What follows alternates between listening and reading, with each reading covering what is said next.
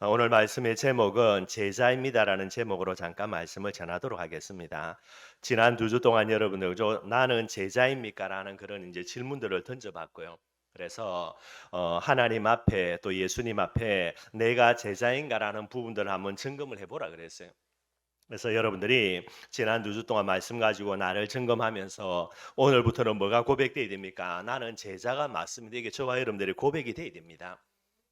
예수님은 제자로요, 원하는 자들을 부르셨다 그랬고요. 그런데 내가 제자라는 부분들을 가지고 하나님께 인정을 받지 못한다. 어떤 문제가 생깁니까? 제자의 축복을 받아 누릴 수가 없어요. 제자의 축복이 뭐지요? 세계복음을 하기 위하여서 제자인 저와 여러분들을 위해서 준비해 놓은 축복이 되는 거예요. 내가 이 축복을 받아야 세계복음합니다. 이 축복을 받아야 여러분들의 가정 가문요 살려낼 수 있게 되는 거예요. 그러면은 뭐가 점검돼야 됩니까? 그래 나는 제자가 맞다라고 하나님께 인정이 돼야 되는 거죠. 그래서 그 부분들을 조금 점검해 보는 그런 지난 2주간이었고요. 그래서 지난 2주간 동안에 제자이지 못한 자의 모습들 몇 사람들을 살펴봤습니다. 첫 번째는 만나의 실적 내는 이스라엘 백성들이고요. 그러니 결국은 가나안 땅 못 들어가죠. 한 번의 실수이지만 여러분들 가장 근본적인 실수입니다. 모세가 사명을 짐으로 여겨버린 거예요. 그래서 물론 나중에 한 가지 더 실수가 반복되어져서 가나안 땅 들어가지 못하지만은요 모세도 가나안 땅 들어가지 못하고요. 그리고 지난주입니다. 나를 없애지 못해가지고 지머리 가지고요 자기 계산되다가 완전 망해버리는 사람 그게 사울이 되게 되는 거예요. 그래서 지난 2주 동안에 내가 제자인가라는 질문을 가지고요 저와 여러분들을 점검하면서 그래 나는 제자가 맞구나 결론이 내려져야 되죠. 저와 여러분들입니다. 일평생 복음이 최고의 기쁜 소식인 제자 우리가 되어야 되고요.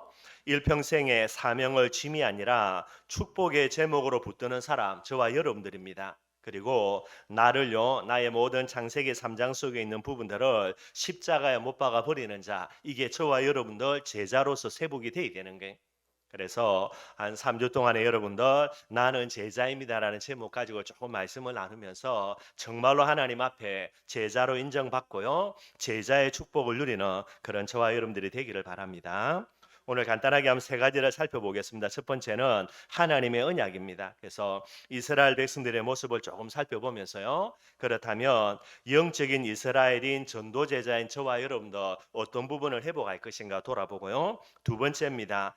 결국 여러분들 하나님의 언약 속에 지금 이 시대는 믿음으로 언약을 붙들어야 되거든요. 그래서 이제 은혜 언약이라 그러는데 참된 믿음이 무엇인가 돌아보고요. 마지막 세 번째입니다. 믿음의 조상 아브라함의 그런 이삭을 번제물로 드렸던 내용을요. 히브리서 기자가 해석을 해놨어요. 그래서 이 내용을 살펴보면서 참된 제자인 저와 여러분들이 나아가야 되는 중요한 부분들을 기도 제목으로 붙들기를 바랍니다. 첫 번째입니다. 하나님의 언약이고요.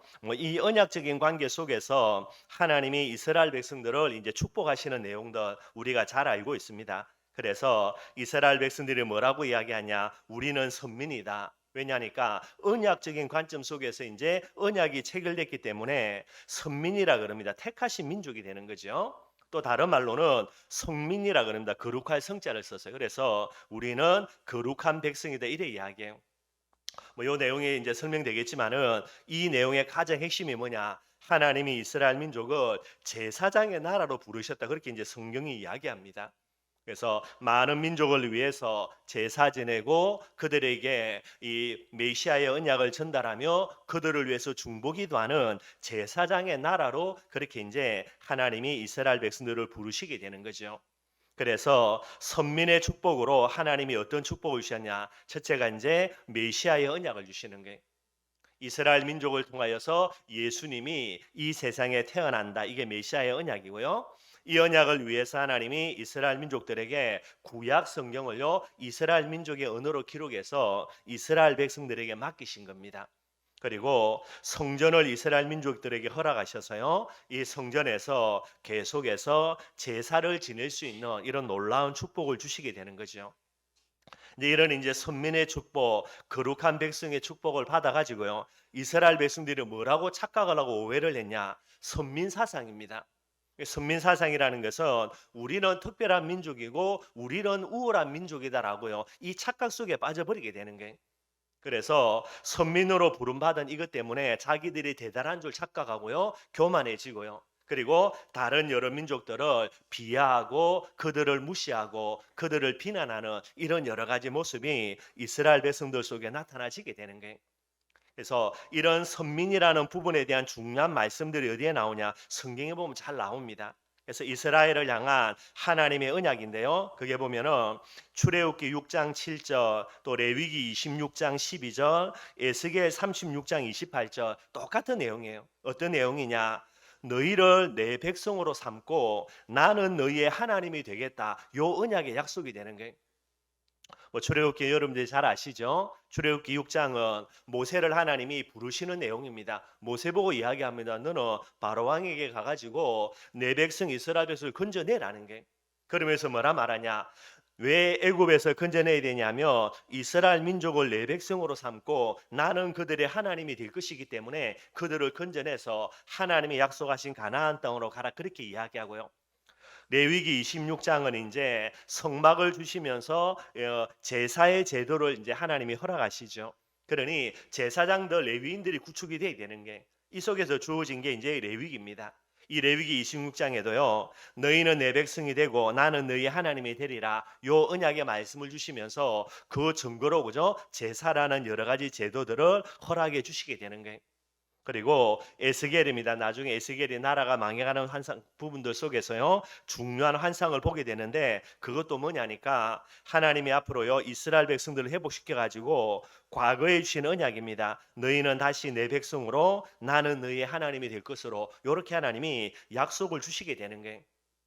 그런데 이 하나님이 이스라엘 백성의 하나님이 되고 이스라엘 백성이 하나님의 백성이 되는 이 부분에는요 단순한 언약처럼 보이는데 여기에 중요한 내용이 있습니다. 그게 어디에 나오냐면 예레미야서 11장 4절에 나와요.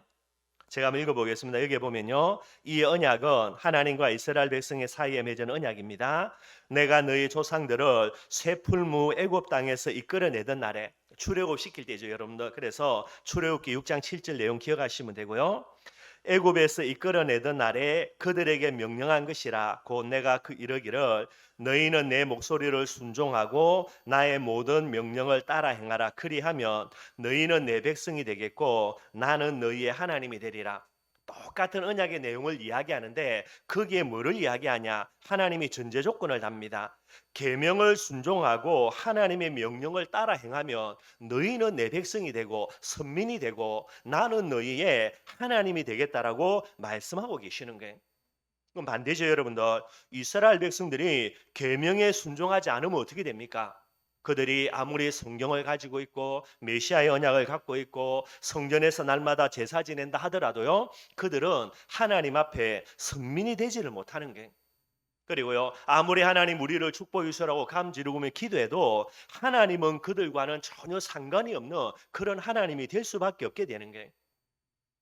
이스라엘 백성들은 이야기합니다. 우리는 선민이다. 우리는 부름받았다. 우리는 성경 갖고 있고 아무리 큰 소리 쳐도요. 그게 핵심이 아니고 핵심 중에 핵심은 계약의 내용은요. 계명에 순종할 때에 너희는 내 백성 선민이 되고 나는 너희의 하나님이 된다라는 게. 그런데 이스라엘 백성들이 계약의 가장 중요한 내용을 싹 빼먹어 버리고요. 계약에 따라서 오는 그 결과물입니다. 축복을 가지고요. 우리는 선민이다. 너희는 이제 연약한 민족이다. 이 선민 사상 가지고요. 계속해서 잘못된 길을 걸어가게 되는 거예요. 그래서 이 이스라엘 백성들이 하나님과 맺은 언약은 행위가 되는 겁니다. 계명을 지키면 계명을 지키지 않으면 이 행위로 맺는 언약이기 때문에 행위의 언약이라 그렇게 이야기를 하게 되는 거죠. 선민이기 때문에 하나님의 축복 받은 게 아니고요. 계명을 지키면은 선민을 하는 부분들의 축복이 계명 이 언약의 체결 속에서 따라오는 거예요. 그래서 하나님이 이스라엘 백성들을 축복하게 됩니다. 언약을 지키지 않고 계명을 순종하지 않으면요. 아무리 몸부림쳐도 안 되게 되는 게. 그러면 여러분들 지금은 이제 예수님이 오신 신약 시대 이후입니다. 마지막 때지만은요. 지금은 어떻게 해결되냐? 여기에서 조금 내용이 바뀌어져요. 행위 언약이라 이야기하는데 예수님이 오신 이후로는 행위 언약이 아니라 은혜 언약이라 그런 단어를 써요. 은혜 언약이 뭐냐?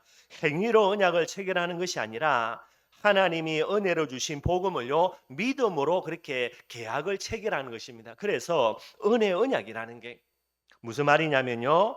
예수가 그리스도라는 하나님이 은혜로 복음을 우리에게 주셨는데 이 복음을 무엇으로 붙들어야 됩니까? 믿음으로 붙드는 거예요.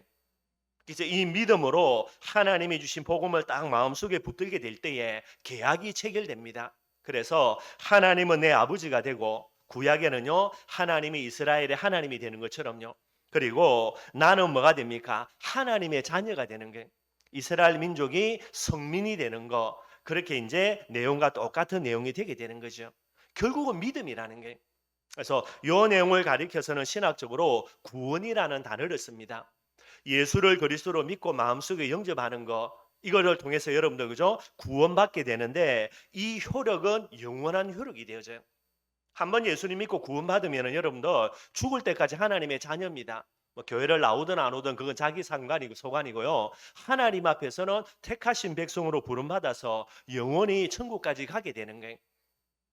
구원의 효력은요 믿음으로 이제 한 번의 영으로 영원한 구원의 축복을 누리게 됩니다. 그런데 다른 게 있습니다. 뭐가 다르냐? 전도 제자에게 예비된 세계복음화의 축복과 응답은요 과거에 내가 믿음 갖고 있다 해가지고 영원토록 이 믿음이 지속되는 게 아니에요, 여러분들. 세계복음화를 위한 하나님의 축복과 응답은요 과거에 그죠 10년 전에 가진 믿음 가지고 오늘 내가 세계복음화의 축복과 응답을 누리는 게 아니라 이 축복과 응답은 오늘의 믿음 가지고 이 축복을 반드시 누릴 수 있는 거예요. 구원받는 믿음과 그 효력하고요 세계복음화의 축복과 응답을 누리는 그 부분에 대한 믿음의 효력하고는 다른 겁니다, 여러분들. 그래서 영원한 효력이 구원의 그런 효력, 믿음의 효력이라면요 방금 말하는 건 사명이죠. 사명에서 주어지는 축복과 응답은 영원한 게 아니라 오늘 지금입니다. 그래서 일시적인 효력이라 그렇게 이야기해요. 오늘 저와 여러분들이 세계복음화의 하나님의 축복과 응답을 받으려면 뭐 해야 됩니까? 오늘 지금 믿음 갖고 하나님 앞에 나아가야 돼요. 그래야 세계복음화의 축복과 응답의 문들이 열려지게 되게 되는 거예요. 그래서 히브리서 11장 말씀 6절에 뭐라고 이야기합니까? 믿음이 없이는 하나님을 기쁘시게 하지 못한다. 분명히 이야기하고 있어요.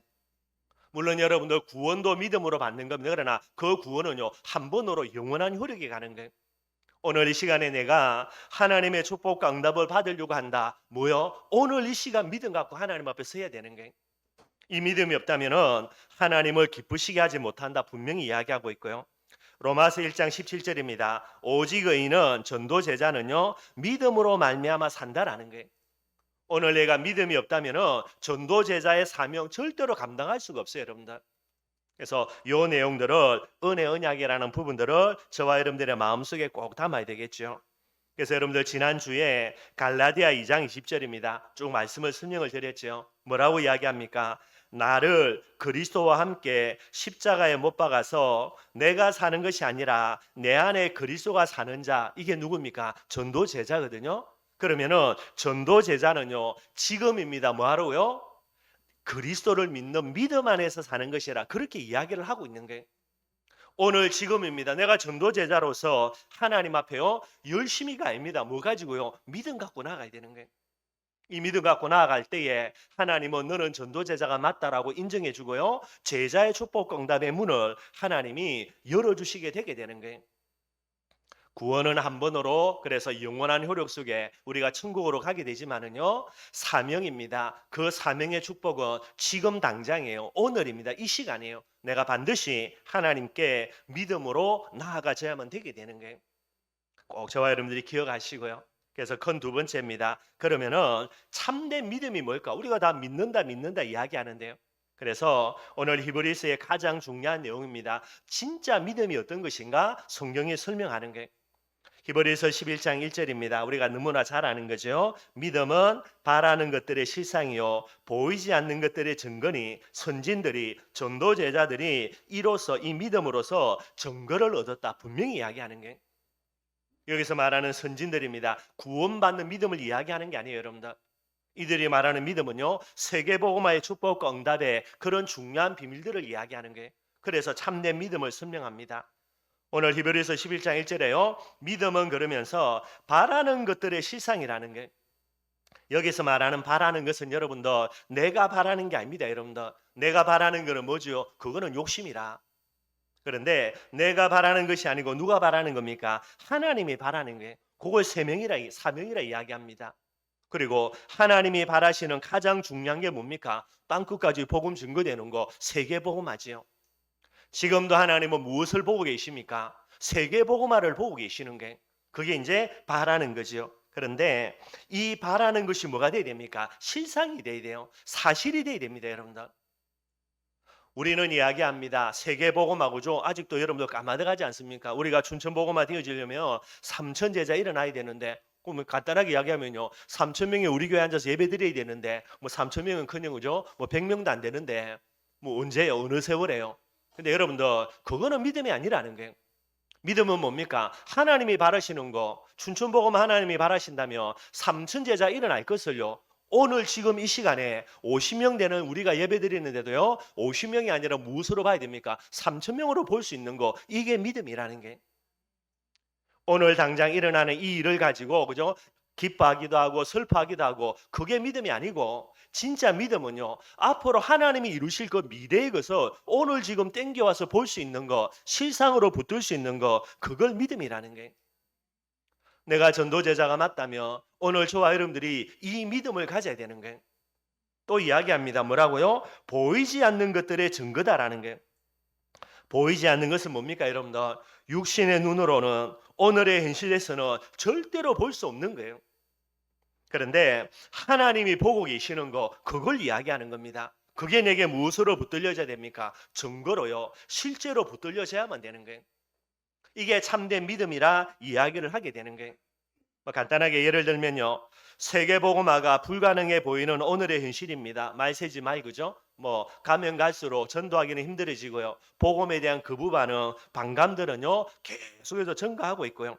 그런데 이런 현실을 바라보면서 왜 전도가 안 될까? 왜 세계복음 안 될까? 낙심하는 게 아니라 믿음의 눈을 떠서요. 세계복음화 될 미래를요. 오늘 갖고 와가지고 그 속에서 하나님께 감사할 수 있는 거 이게 진짜 믿음이라는 게.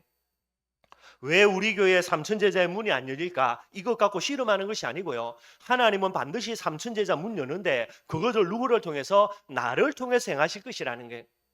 그래서 하나님 삼천제자를 나를 통해서 세우실 것이기 때문에 오늘 지금 이 시간에 내게 성령의 충만함 주셔서 하나님의 역사의 도구로 나를 사용하여 주옵소서. 그리고 그 나를 사용하실 하나님께 감사하는 거 이게 참된 믿음이라고요. 히브리서 기자가 이야기를 하고 있는 거예요. 저와 여러분들 제자가 맞다면 우리는 어떤 사람이 되어야 됩니까? 진짜 믿음의 사람이 되어야 돼요. 지금 내가 사는 것은 나를 사랑하사 나를 위하여 자기 몸을 버리신 하나님의 아들을요 믿음 안에서 사는 것이라. 믿음이 없이는 하나님을 기쁘시게 못할 뿐만 아니라 믿음이 없다면 우리는 살아갈 수가 없는 거예요. 오직 의인은 믿음으로 말미암아 살리라. 어떤 믿음요? 참된 믿음입니다. 바라는 것들을 실상으로 보이지 않는 것들을 증거로 붙드는 그 믿음의 사람이 저와 여러분들이 되어야 되는 거예요. 그래야 뭐 한다고요? 우리를 통해서 하나님이 너는 제자가 맞다라고 인정해 주시고요. 저와 여러분들에게 제자의 축복의 문을 여는 거예요. 이 축복을 받아야만 세계복음화 됩니다. 제자로 부름받은 우리가 하나님 앞에 믿음으로 서지 못해서 제자로 하나님께 통과되지 못하면요. 하나님이 예배놓은 제자의 축복을 누가 받아요? 그러니 누가 걸림돌이 됩니까? 세계복음화를 누구 때문에 못하는 거예요? 제자 되지 못한 그저 나 때문에 세계복음화가 안 되는 거예요. 우리 어머니 계속해서 복음 전에 왜 예수님 안 믿냐? 아니라니까. 누구 때문에 안 되는 거예요? 내 때문에 안 되는 거라니까요. 왜요? 믿음 가지고 나아가지 못하니까. 그래서 이 참된 믿음을 두고 여러분들 간단하게 세 종류의 사람이 있습니다. 한 사람은 불신자지요. 불신자는 뻔한 거 아닙니까 여러분들요? 문제 왔을 때 믿음이 없으니까요. 문제만 바라보고 원망하고 불평하는 거예요 여러분들. 제가 볼 때는 우리 교회 집사님들, 우리 성도님들, 렘넌트들 요 정도 수준은 다 벗어났어요. 그것에도 감사하지요. 두 번째입니다. 신자겠죠. 신자는 문제 왔을 때에 믿음이 있으니까요. 이 문제를 하나님께 맡기고 문제 해결을 두고 하나님께 계속해서 기도하는 사람이에요. 그래도 믿음 있다고 말하는 대부분의 사람이겠지요. 그러나 여러분들 오늘 히브리에서 말하는 믿음은 그런 믿음이 아니에요. 오늘 히브리에서 말하는 믿음은요. 다르게 이야기하면 제자로 부름받은 자의 믿음입니다. 어떻게 반응하겠습니까? 문제가 왔을 때에 이 문제 이후에 있는 응답을요. 오늘 지금의 모습으로 끌고 와가지고 그 응답 가지고요. 실상과 증거로 만들어서 뭐 하겠습니까? 하나님께 감사할 수 있는 사람. 이게 진짜 제자예요. 이게 누가 돼야 됩니까? 저와 여러분들이 돼야 됩니다. 왜죠? 우리는 제자니까. 제자로 부름받았으니까.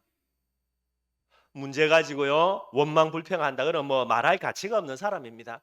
말할 가치가 없어요. 뭐 그거는 그 정도 수준 가지고는 그냥 빨리 부름받아 천국 가는 게 할렐루야고요. 그다음 조금 말할 수 있는 거 그래도요. 문제 왔을 때에 원망 불평하지 않고요. 이걸 하나님께 맡기고 이 문제 해결해 달라라고요. 계속해서 엎드려 비는 사람이 그것도 감사한 거죠. 그러나 우리 춘천인만을 교회 저와 여러분들 우리 후대들은요 어떤 수준이 돼야 되니까 문제가 왔을 때에 우리 문제 배후에 하나님의 응답 분명히 있습니다. 여러분들 응답이 없이 우리를 골탕 먹이려고 문제 준다 그런 하나님이 아니죠. 여러분들 그러니 이 문제를 넘어 있는 하나님의 응답을요 믿음의 눈을 떠서 보고 응답 줄게 맞으니까 오늘로 끌고 와서 그 응답을 가지고 하나님께 감사할 수 있어야 된다니까요. 그게 저와 여러분들의 수준이 돼야 되는 거예요. 대단한 수준이다. 맞습니다, 여러분들. 하도 여러분들 이런 사람 찾아보기 힘드니까. 그래서 대단한 수준이라 이야기하지만은 제자로서는요, 진짜 믿음 가진 사람으로서는 당연한 모습이 되게 되는 거예요. 이 비밀을 갖고 있어야 그 사람이 응답받겠지요. 그 응답 앞에 여러분들 사람들은 무릎 꿇는 거예요. 그럼 여러분들 전도의 축복의 응답의 문들이 마음껏 열려질 수밖에 없게 되게 되는 거예요. 문제를 가지고 문제 해결해 달라고 하나님께 기도하는 것은 히브리서 기자가 볼 때는 진짜 믿음 아닙니다, 여러분들. 참된 믿음은 미래의 응답을 오늘의 응답, 지금의 응답으로요 사실과 실제로 붙들고 그러니 응답 주신 하나님 앞에 내가 응답 받았는데 하나님께 감사한다. 당연한 거지. 응답 받아놓고 하나님께 시시거린다. 그건 정신병자지요. 그래서 여러분들 이걸 참된 믿음으로 이야기를 하게 되는 거예요. 전도제자인 저와 여러분들, 참된 믿음의 사람인 저와 여러분들은요.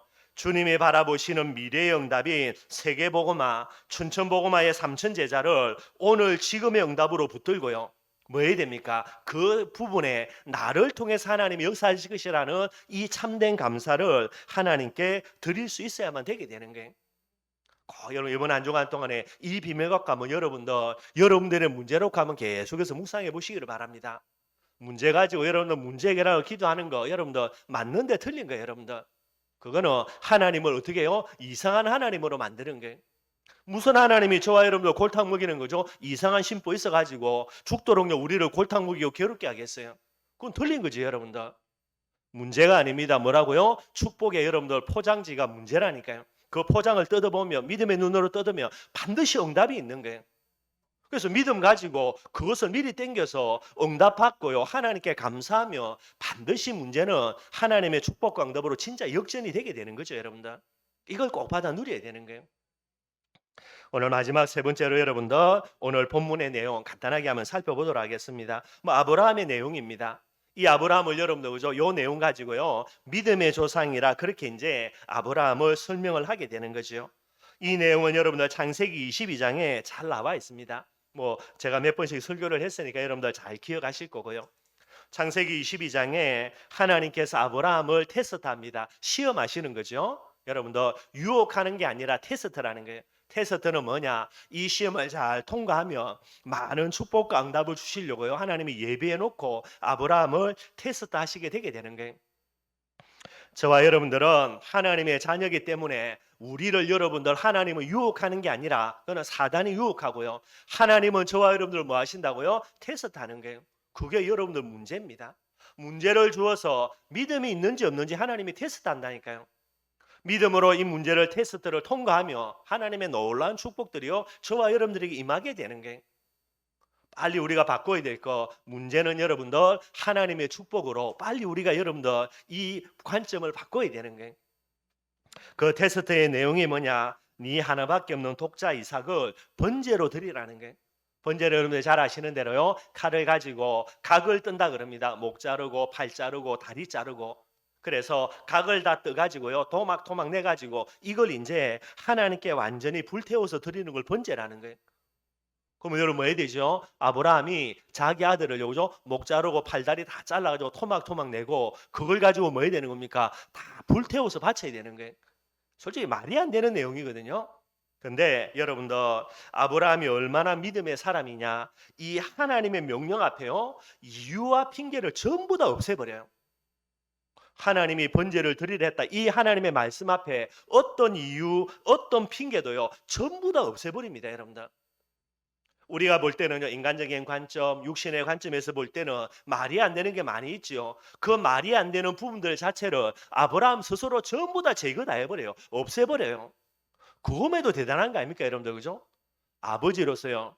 아브라함이 몇 살이에요, 여러분들? 100살에 아들 낳았습니다. 얼마나 금이 오게 하겠어요, 여러분들?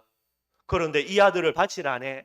그럼 여러분들 얼마나 여러 가지 이유 핑계들요. 마음에 여러 가지 일들이 있겠습니까? 근데 아브라함이요. 다 차단 다 해버려요.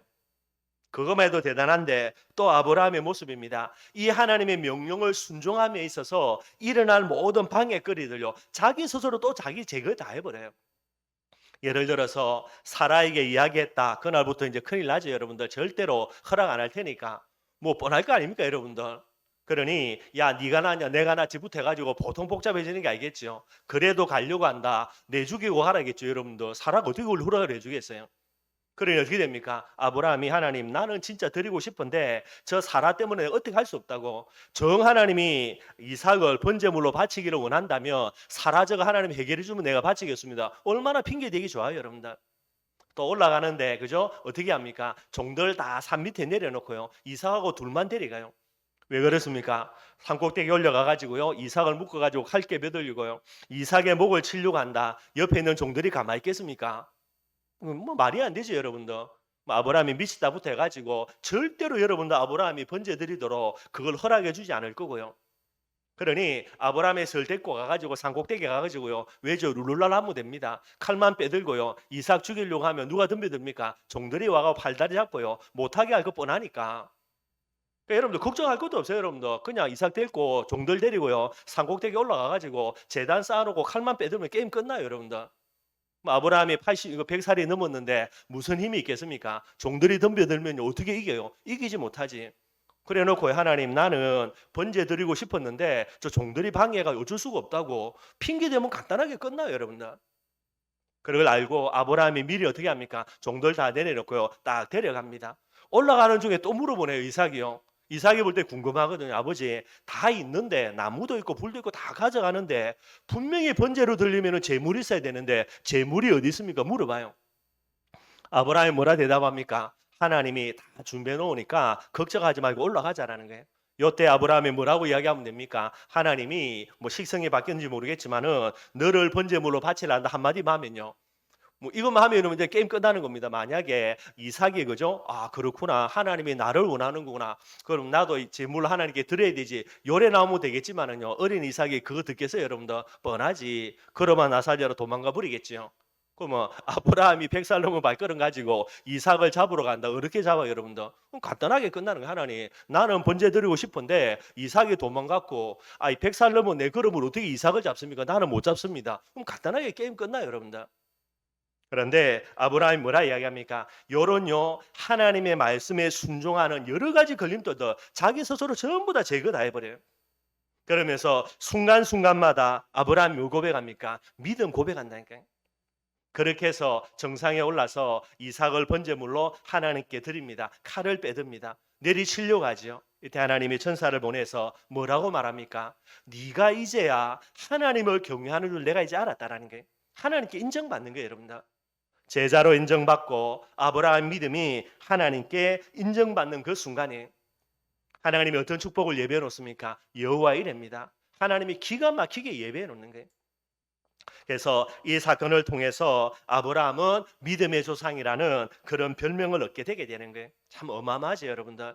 그런데 오늘 히브리서 기자가 오늘 본문에 보니까요. 아브라함이 이런 식으로 믿음으로 순종이라는 비밀을 가지고 하나님께 그의 아들을 바친 이 일의 중요한 원인들을 오늘 설명을 해놓고 있습니다. 그게 오늘 본문에 나와요, 여러분들. 그 본문을 한번 살펴보면 오늘 17절이죠. 17절을 보니까 아브라함은 시험을 받을 때에 아들을 번제물로 드리라는 이런 테스트를 받을 때에 뭐라고요? 믿음으로 이삭을 드렸다라는 거예요. 그 내용입니다. 그는 약속들을 받은 자로 돼 그 외아들을 드렸다는 거예요. 이 약속이 뭡니까? 메시아의 언약이에요.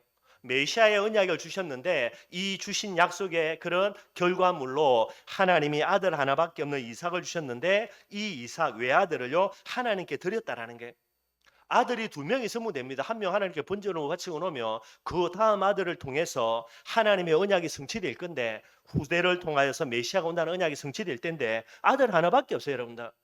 또요, 뭐 아브라함이 젊다. 그러면 어떻게 됩니까? 아들 하나 더 낳으면 되죠. 그죠? 하나님 하나 바치고 난 다음에. 근데 여러분들 그 아들도 하나님이 기적적으로 얻었는데 아들을 낳을 수 없는 몸인데요. 그런 외아들인데도 하나님께 드렸다라는 게 그래서 18절에 이야기합니다. 그에게 이미 말씀하시기를 내 자손이라 칭할 자는 이삭으로 말미암았으리라 하셨으니 무슨 내용이냐면 하나님이 아브라함에게 이야기합니다. 네 이 씨를 통하여서 메시아가 온다라는 거예요. 이 언약 잡고 아브라함이 하나님께 응답받은 게 그죠? 100살입니다. 사라의 긍수가 끊어졌는데도요. 하나님의 응답으로 주신 게 누굽니까? 그게 이삭이에요. 한마디로 이야기하면 이삭은 누구의 조상이 됩니까? 메시아의 조상이 된다라는 거예요. 이 이삭을 통해서 예수님이 그리스도로 이 세상에 오신다라는 중요한 언약을 주신 거예요. 그런데 이 언약이 있는데도 이삭을 뭐로요? 번제물로 하나님께 드렸다라는 거예요. 그러면은 어떤 믿음으로 이 이삭을 드렸겠습니까? 그래서 19절입니다. 뭐라고요? 그가 하나님이 능히 이삭을 죽은 자 가운데서 다시 살리실 줄로 생각한지라 그랬어요. 하나님이 아브라함에 주신 언약이 누구에게 전달됩니까? 이삭에게 고스란히 전달됩니다. 아들 하나밖에 없어요. 근데 하나님이 어느 날 갑자기 이 메시아가 오실 통로가 되는 이삭을 번제물로 바치라는 게 무슨 말입니까? 죽이라는 게. 그럼 이삭을 안 죽일 수 있습니까? 하나님의 언약은 절대니까. 그럼 이삭을 죽여야 되는 거예요. 그럼 이삭이 죽으면은 메시아가 이삭을 통해서 오신다는 이 언약 어떻게 됩니까? 어마어마하게 위험에 처할 수밖에 없게 되는 거죠. 근데 아브라함의 마음속에 메시아는 반드시 올 거니까 왜죠? 그 언약대로 언약을 위해서 하나님이 100세가 넘는 자기에게 이삭을 주신 게 맞으니까 그런데 이 이삭을 죽여야 된다. 죽고 난 다음에 이삭을 통해서 메시아가 와야 되는데 그러니 하나밖에 없지 뭐 하는 겁니까? 하나님이 이삭을 다시 부활시켜 주셔야만 되는 거구나. 살려줘야만 되는 거구나. 아니면 어떻게 해요? 이삭을 통해서 메시아가 오겠어요? 지금은 그죠 여러분들 정자 같은 거 박아다 가지고 냉동창고 여놨다가 그죠 나중에 그죠 이제 뭐 이렇게 인공 수정해가지고 자녀가 태어날 수 있겠지만은 그 당시 죽고 나면 끝인데 그게 아브라함의 믿음입니다. 반드시 이삭은 죽어도 다시 살아나야만 되는 거예요. 그게 아브라함의 계산이에요, 여러분. 이게 믿음이라. 그래 여러분들 아브라함이요 이제 이 하나님의 테스트를 가지고요 아침 일찍 일어나면서 종들을 내려두고 산에 이삭을 데리고 올라가면서 어떤 겁니까 여러분들 인상 돌아가겠어요 룰루랄라겠어요 룰루랄라지 여러분 인상 안 돌아갑니다 여러분들 왜지요 부활시켜 줘야만 되니까 그리고요 하나님은 부활시켜 주실 능력이 있습니까 없습니까 충분히 있으니까 그거 갖고 가는 거예요. 염려하는 것도 아닙니다. 왜 이런 시험을 내게 주셨냐 마음 아프게 원망 불평하는 것도 아니에요 여러분들. 그리고 우리 아들이 어떻게 될 것인가 죽고 난 다음에 여러분들 걱정하는 것도 아니라니까요. 하나님은 반드시 내 아들을 메시아 언약 때문에 다시 살려내야지. 그게 당연한 거예요 여러분들. 이 믿음 가지고 올라갑니다. 그러니 여러분들 미래의 응답을 딱 오늘로 땡겨가지고요 하나님께 룰루랄라 하면서 올라가는 거예요 여러분들. 뭐대로 된다고요? 믿음대로 반드시 될 수밖에 없는 거예요. 그래서 이브리스 기자가 이야기합니다. 비유컨대 그를 죽은 자 가운데서 도로 받은 것이니라. 죽지 않았죠 여러분들. 죽이려고 했는데 하나님이 살려주셨으니까. 그런데 히브리스 기자는 뭐라고 이야기합니까? 아브라함 믿음으로 이삭을 하나님께 드린 거고 죽인 거고 하나님이 그를 다시 살려주신 거라는 거예요. 이게 히브리서가 기자가 이야기하는 아브라함이 모리아산에서 드렸던 번제에 대한 히브리서 기자의 해석이 되게 되는 거예요. 여러분들, 여러분들이 믿음으로 생각하는 부분들 아브라함의 모습입니다. 정말로 바라는 것, 그걸 증거로 실상으로요. 보이지 않는 것을 증거로 아브라함이 붙들게 되게 되는 거예요. 대단한 게 아닙니다, 여러분들. 언약 딱 잡고 있으니까 당연히 그렇게 되게 되는 거예요. 이런 믿음 하나님이 우리에게 요구하시는 믿음입니다. 왜죠? 우리에게 하나님 언약 주셨으니까. 전도 제자는요, 이 언약 가지고요, 이런 믿음의 비밀을 가지고 하나님 앞에 나아가셔야만 되게 되는 거예요. 그래서 아브라함을 가리켜서 믿음의 조상이라 그렇게 이야기를 하게 됩니다. 여러분들 많은 문제 있을 줄 알고요, 여러분들. 그러나 문제가 아니라는 거 우리의 마음속에 붙들어야 되고요. 오늘 우리가 하나님 앞에 믿음으로 나아간다. 이 문제를 넘어 있을 하나님의 응답을요, 오늘 지금 나의 응답으로 먼저 미리 믿음으로 받으라니까요. 믿음으로 받고 하나님께 나아가면 반드시 믿음대로 하나님의 응답의 문을 여시는 거예요. 그래서 그 다음에 오는 응답을 실제로요, 그 시간표에 내가 받아 누리게 되는 거예요. 그러니 내가 응답받았다 할렐루야 아멘 하면서 교만해져 가지고요, 사울 왕처럼 이상한 짓 하겠습니까? 그런 법이 없지. 믿음으로 응답받았는데, 그러니 그 응답을 가지고요, 믿음으로 응답 이유를 또 바라보는 거예요. 그렇게 해서 계속해서 어디까지 나아갑니까? 세계복음화의 자리까지 나아가게 되는 거예요. 이걸 가리켜서 믿음의 사람이라 그렇게 이야기를 하는 거예요. 말씀 결론 맺도록 하겠습니다. 계속해서 이야기하는 겁니다. 마가복음 3장 13절요. 주님이 원하셔서 제자로 오늘 나를 부르셨다라는 거예요. 여기 아직도 물음표 된다. 여러분들 빨리 회개해야 됩니다. 분명한 거, 저와 여러분들은 분명히 제자가 맞다라는 거. 예수님이 실수 안 했다며. 그리고 여러분들 정말로 우리가 하나님께 고백해야 될 거, 나는 반드시 뭐가 돼야 됩니까? 제자가 되어야만 해요, 여러분들. 여러분들이 제자가 아니라면 여러분들의 가정 어떻게 할 겁니까? 여러분들이 제자가 아니라면 여러분들 후대들 어떻게 할 겁니까? 답이 있습니까, 여러분들? 답 없다니까요. 하나님이 우리를 제자로 불렀는데, 그래서 우리는 반드시 제자여만 하는데 조그마한 문제 때문에요, 내가 제자가 맞냐 갈등하고 있다. 여러분들 그만큼 큰 죄 없다니까요. 아무리 내 모습 속에 제자가 아닌 모습이 있다 하더라도 우리는 하나님께 뭐라고 땡깡 부려야 됩니까? 하나님, 나는 제자여야만 됩니다. 누구 때문에요? 춘천의 삼순 제자 때문에. 누구 때문에요? 우리 사랑하는 부모 형제 때문에 나는 제자가 돼야 되는 거예요. 여러분들이 제자 아니라면 여러분들의 가정 가문 살아날 방법이 있습니까, 여러분들? 하나님이 여러분들의 가정을 살리려고 저와 여러분들을 제자로 불렀다니까요. 그런데 조그만한 내 뜻대로 안 되는 그것 가지고요, 또 다른 여러 가지 그런 내 마음에 있는 동기와 욕심 가지고요, 그것 때문에 흔들리면서 내가 제자가 맞냐 갈등하고 있다. 군대 같은 이야기하면 화장실 끄고 가가지고 죽도록 패야 돼요, 여러분들. 말이 안 되는 거. 늘 여러분들 이 중심 딱 가져야 됩니다. 나는 누가 뭐라도 제자여야만 돼요. 나는 누가 뭐라 그래도 제자여야만 된다니까. 이걸 딱 마음속에 붙들어야 되는 거예요. 그렇다면 제자인 납니다. 어떤 모습 가져야 됩니까? 일평생 복음을 가장 기쁜 소식으로, 그죠? 춘천 복음화, 세계 복음화, 우리 가정 가문 복음화, 무엇으로요? 나의 사명을 축복으로 정말로 붙들고요. 정말로 저와 여러분 속에 있는 창세기 3장의 모든 모습을 뭐에 박아야 됩니까? 십자가에다 박아버려야 돼요. 도움도 안 되는 거 말로 붙들고 있습니까, 여러분들?